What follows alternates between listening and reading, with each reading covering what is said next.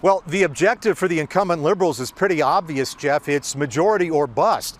A minority government will not be good enough for Justin Trudeau's Liberals. And in fact, if that's what happens at the end of this campaign, you can expect some Liberals may start to talk about a leadership change. Now, the polls for the last year have been consistent. Liberals have always been leading, but their lead as they start this campaign is not quite big enough to guarantee that majority, so this campaign will matter. For Conservative leader Erin O'Toole, anything less than forming a minority government will be seen as a failure.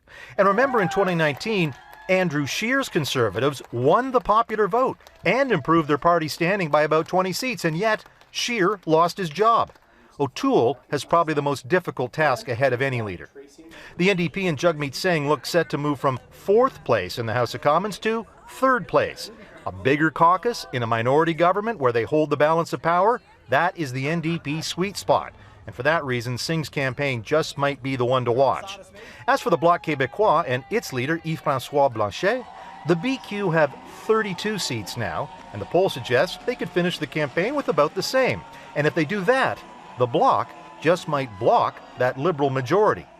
As for the Greens and leader Annamie Paul, well, the party is in complete disarray, and it might count itself lucky if it holds on to just Elizabeth May's seat on Vancouver Island.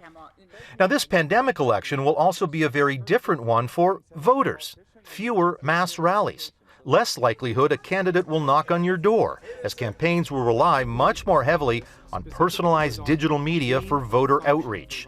And how we vote will likely be very different this time. Elections Canada believes that as many as 5 million Canadians will vote by mail this time. That compares to just 50,000 who voted by mail in 2019. And since each one of those mail-in ballots has to be opened by hand and has to be counted by hand, unlike the U.S., there's no machines involved. Well, Elections Canada is warning it might be a few days after Election Day before we get the final result and know what our next parliament looks like. Jeff? David Akin in Ottawa. Thanks, David.